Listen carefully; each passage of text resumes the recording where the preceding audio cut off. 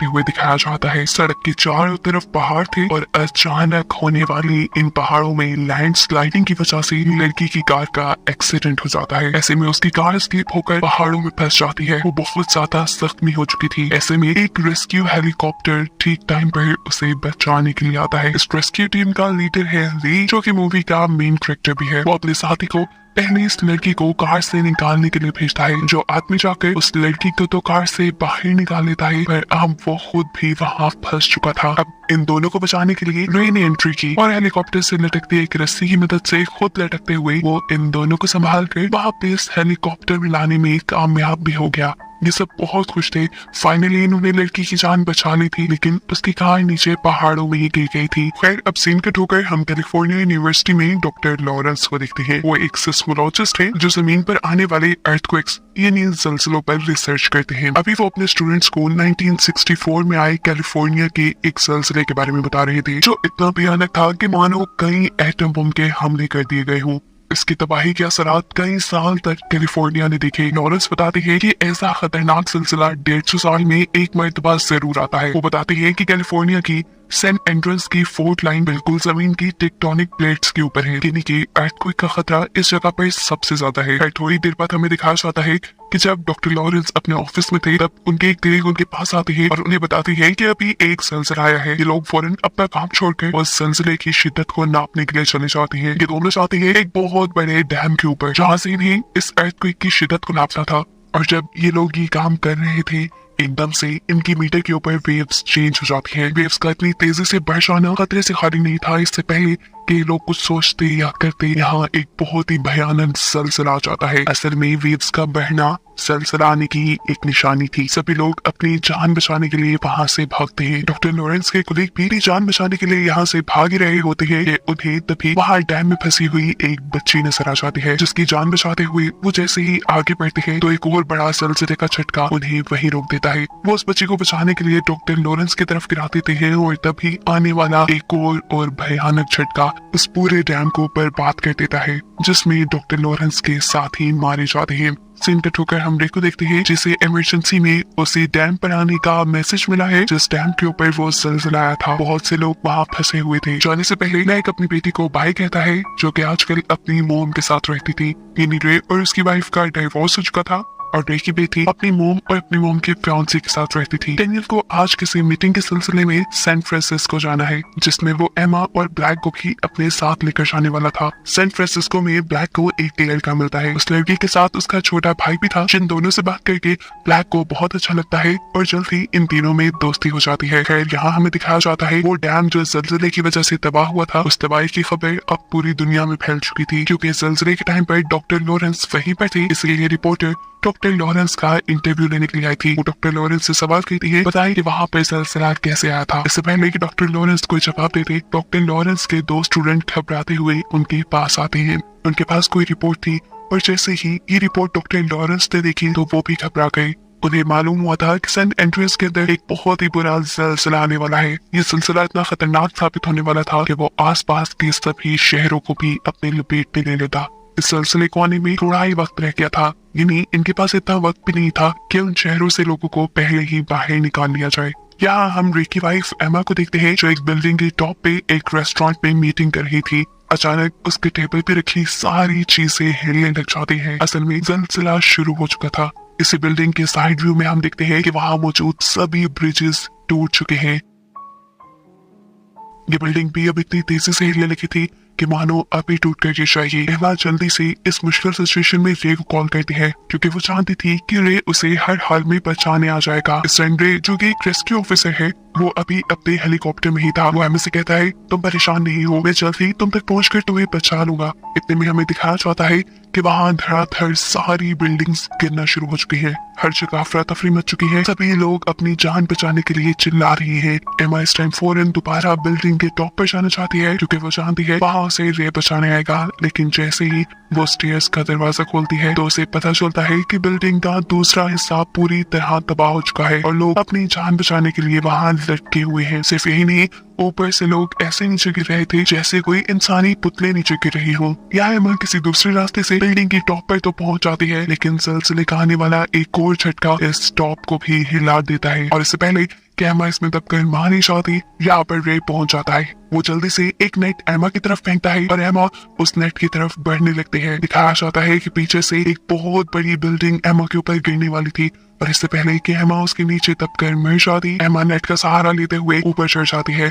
इसी सारी तबाही में रे के हेलीकॉप्टर के ऊपर भी एक बिल्डिंग गिरने वाली थी, लेकिन रे यहाँ अपने हेलीकॉप्टर को टेढ़ा करते हुए बचा लेता है। फाइनली उसने एमा की जान बचा ली थी, लेकिन अब वो ऊपर से देख रहा था कि शहर की हालत बहुत ज्यादा खराब हो चुकी है। वहाँ की सारी बिल्डिंग्स तबाह हो चुकी है। सीन कट होकर हम सैन फ्रांसिस्को का सीन देखते हैं, जहाँ पर डेनियल और ब्लैक एक साथ थी। वो पार्किंग लॉट से एक साथ यहाँ से निकलने वाले होते हैं कि अचानक यहाँ पर भी बहुत बुरा ज़लज़ला आ जाता है, जिसकी वजह से इनके सामने वाली जमीन टूटकर इनकी गाड़ी उसमें धंस जाती है। डेनियल किसी तरह इस गाड़ी में से निकलकर अपने आप को बचा लेता है, लेकिन वो अब ब्लैक को इस गाड़ी से नहीं निकाल पा रहा था। वो मदद करने के लिए बाहर जाता है तो देखता है कि हर जगह अफरा तफरी मची हुई है, बिल्डिंग्स टूट गई हैं और डाइकर्स सब इधर उधर भाग रहे हैं। इतनी खराब हालत को देखते हुए उसे एहसास होता है कि उसे भी अपनी जान बचाने के लिए भागना चाहिए, इसलिए वो ब्लैक को खतरे में छोड़कर ही अपनी जान बचाने लग जाता है। ब्लैक जो अभी भी कार में फंसी हुई थी, इस टाइम उस पे एक लड़की की नजर पड़ती है। ये लड़का वही था जो अपने भाई के साथ सैन फ्रांसिस्को के एयरपोर्ट पे ब्लैक को मिला था।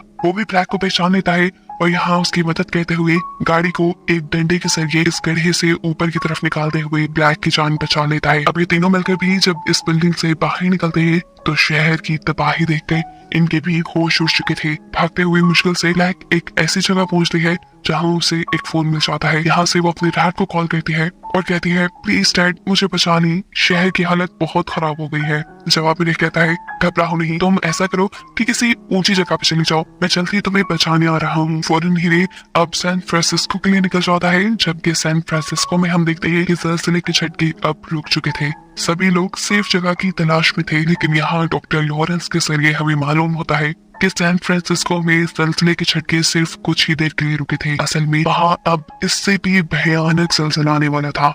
अभी उनका ये कहना ही था कि सीन एक और मरतबा सैन फ्रांसिस्को में शिफ्ट हो जाता है, जहाँ वही बुरा और भयानक ज़लज़ला आ चुका है। एक ही झटके ने बिल्डिंग्स को ऐसे गिराया जैसे वो रेत की बनी हो। सभी लोग अपनी जान बचाने के लिए यहाँ दीवारों के साथ चिपक कर खड़े हो जाते हैं। इस टाइम पे यहाँ डेनियल भी था, एमा का फियांसी, जो लोगों को जब दीवार से चिपका हुआ दिखता है तो एक आदमी को वहाँ से खींच के गिराकर खुद वहाँ खड़ा हो जाता है। हवा के अंदर रे और एमा जो कि हेलीकॉप्टर में थे, एकदम से हेलीकॉप्टर का फ्यूल खत्म होने पर उनका हेलीकॉप्टर भी एक मॉल के अंदर क्रैश हो जाता है, लेकिन यहाँ उनकी अच्छी किस्मत, दोनों की जान बच गई थी।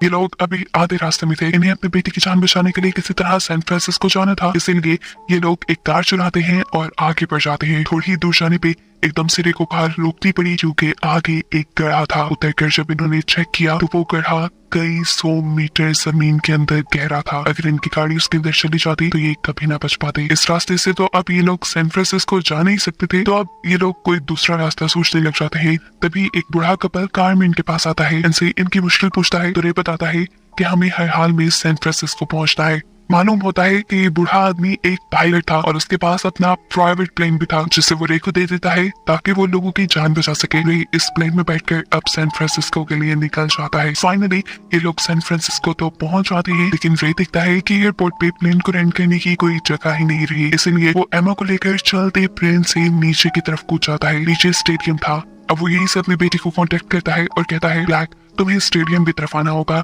लेकिन ब्लैक स्टेडियम की तरफ नहीं आ सकती थी क्योंकि स्टेडियम शहर के दूसरे कोने में था और वो दूसरे जो भी करना था अब रे को ही करना था। बाहर जाकर वो करीब ही समुद्र को देखता है और उसे आइडिया आता है कि वो समुद्र के रास्ते से भी ब्लैक तक पहुंच सकता है। ये लोग तेजी से आगे बढ़ रहे थे कि अचानक इन्हें नजर आता है कि बादल बहुत तेजी से नीचे की तरफ आ रहे हैं, लेकिन करीब जाकर पता चलता है कि ये बादल नहीं थे बल्कि सुनामी था, समुद्र में आने वाला तूफान, जिसकी बहुत बड़ी सी लहर बहुत सारी बोट्स को अपनी लपेट में ले चुकी थी। लेकिन रे जो कि एक रेस्क्यू ऑफिसर था, उसे ये सिचुएशन अच्छे से हैंडल करना आती थी। वो अपनी बोट की स्पीड फुल कर लेता है और इस लहर के ऊपर से गुजर जाता है। लेकिन यहाँ भी मुसीबतें कम नहीं हुई, क्योंकि उन्हें नजर आया कि एक बहुत बड़ी सी शिप उनकी बोट को नुकसान पहुंचाने वाली थी। लेकिन रे अपनी बोट को तेजी से दूसरी तरफ मोड़ते हुए इस शिप से तो अपने आप को बचा लेता है, लेकिन हम उसके ऊपर के कंटेनर भी इन लोगों के ऊपर गिरने वाले थे। रे अपनी बोट को कंट्रोल करते हुए इन कंटेनर से भी बचकर आगे बढ़ जाता है। फाइनली ये लोग अब वहां पहुंच चुके थे जहां उनकी बेटी थी, लेकिन इन्हें यहाँ अपनी बेटी कहीं नहीं नजर आ रही, क्योंकि ब्लैक इस टाइम एक बिल्डिंग के अंदर है। ब्लैक ने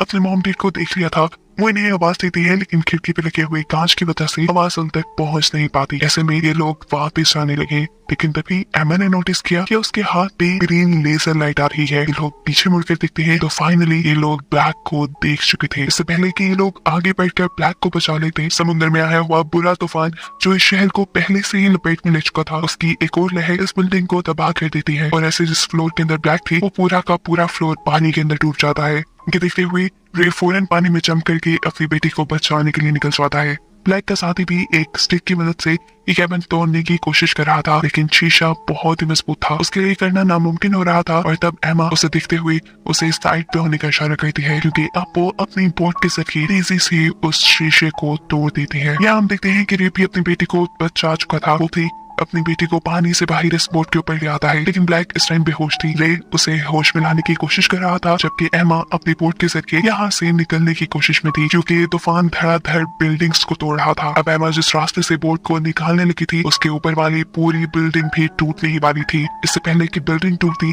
एमा फुल स्पीड करके अपनी बोट बाहर निकाल लेती है और यहाँ पे जो अपनी बेटी को बचाने की कोशिश में था वो दिखता है कि ब्लैक को भी होश आ चुका है। उसके होश में आने के बाद ये सब लोग यहाँ से निकल जाते हैं। कुछ देर बाद दिखाया जाता है कि ये भयानक ज़लज़ला भी रुक चुका था। समुद्र में तूफान भी इसी ज़लज़ले की वजह से आया था और अब वो भी रुक चुका है। ये पूरा शहर तबाह हो गया है और यहाँ रेस्क्यू टीम्स लोगों को बचाने के लिए आ चुकी हैं। रे ने अपनी पूरी फैमिली के साथ साथ ब्लैक के दोस्त बेन और उसके भाई को भी बचा लिया था और इन्होंने अब फैसला किया था कि बेन भी अब उनके साथ ही रहने वाला है, क्योंकि उसके पेरेंट्स सही थे और यहाँ ब्लैक भी उसे पसंद करने लगी थी। इन लोगों को सेफ और एक साथ दिखाते हुए ये कहानी यहाँ खत्म हो जाती है।